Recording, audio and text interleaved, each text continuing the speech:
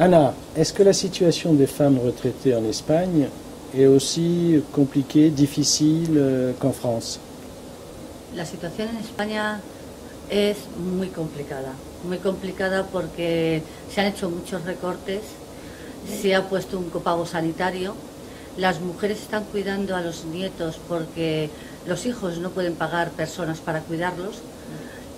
La situation en Espagne, c'est très compliqué parce qu'il y a eu effectivement, il y a eu des suppressions de beaucoup des avantages, on peut dire.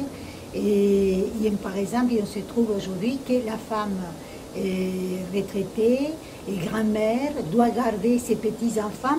Pourquoi? Parce que la fille qui travaille ne gagne pas suffisamment de salaire pour payer la garde de l'enfant.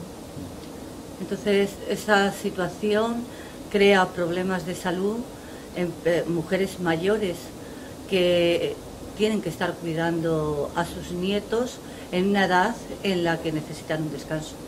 Ces situations créent que des personnes âgées, des grands-mères âgées ou des grands-parents âgés, doivent garder des enfants mineurs et que ça, au lieu d'être dans le repos comme ça l'exige son âge, sont obligés d'être dans une situation de travail.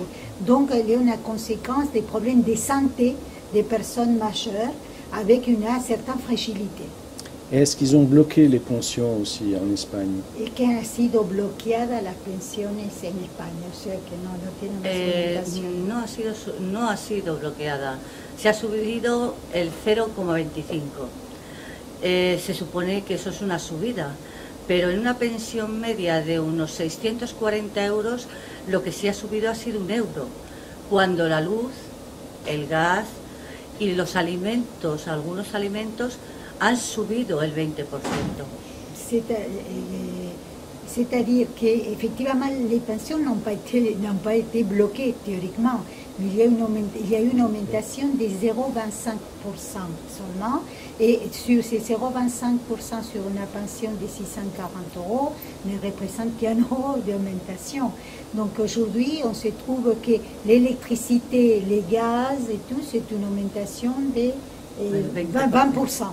Donc vous voyez, là, ils n'ont pas été bloqués officiellement, mais les autres, il y a eu des augmentations dans les choses plus importantes dans la vie de tous les jours.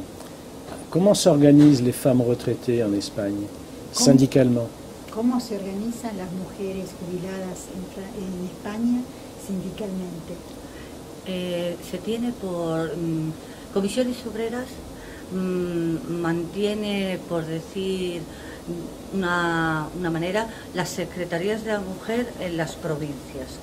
Entonces lo que hace eso es que se pueden reunir para hablar de problemas que lógicamente afectan a comunidades autónomas, porque cada comunidad autónoma se rige por políticas diferentes.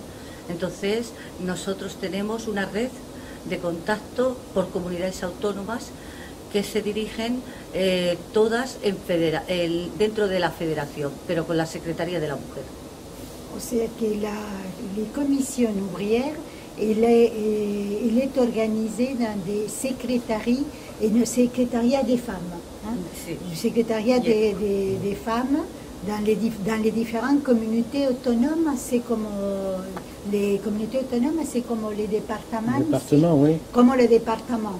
Alors, en sachant qu'effectivement, comme elle nous a bien rappelé, que dans ces secrétariats des femmes, ils parlent de tout, et logement, les problèmes dans la famille. C'est des problèmes de femmes. Des problèmes des femmes, mais qu'un rapport, effectivement, ne se limite pas seulement elle a bien expliqué aujourd'hui, pendant la journée, effectivement, que les femmes parlent pas seulement au niveau syndical, mais de tous les problèmes qui concernent les femmes. Et alors il dit que ces secrétariats des femmes sont en rapport avec les communautés autonomes qui sont les départements, et chaque département aussi, ils ont leurs politiques différentes.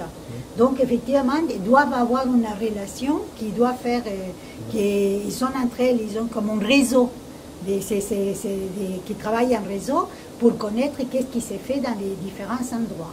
Mais effectivement, pour Commission ouvrière, ils ont créé différents secrétariats des femmes. On voit beaucoup de femmes dans les manifestations en Espagne. Il y a beaucoup de femmes syndiquées en Espagne. Vemos muchas, cuando vemos manifestaciones en España, vemos que hay muchas mujeres que participan a esas manifestaciones. ¿Es que hay muchas mujeres que están sindicadas? En España las personas sindicadas son bastantes.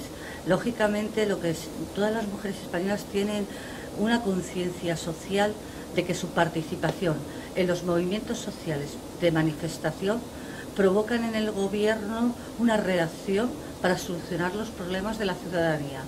Entonces, cuando se convocan manifestaciones, las personas sindicadas en comisiones, UGT, USO, CSIC, todos los sindicatos españoles están ahí, pero en su mayoría también hay muchas mujeres que solo creen en la justicia social y que no están en un momento dado sindicadas o pertenecen a asociaciones feministas o asociaciones de vecinos. Nous dit Anne que j'ai la femme en Espagne, ils ont une conscience très importante. On ne peut pas donner de pourcentage de ce qu'ils sont syndiqués. Mais ce que je peux dire, c'est que les femmes participent beaucoup au syndicat, mais dans la vie associative, dans différence, et qu'il y a des problèmes, les femmes sont présentes parce qu'il y a ce sens de la justice sociale. Et ils savent que les femmes doivent participer dans cette activité pour pouvoir obtenir quelque chose. Mais effectivement, elle ne peut pas donner un pourcentage, mais qu'il y a une activité très forte, les femmes sont très présentes. Oui, oui. Grazie. Gracias. Gracias. Gracias. Y a la CGT. Merci.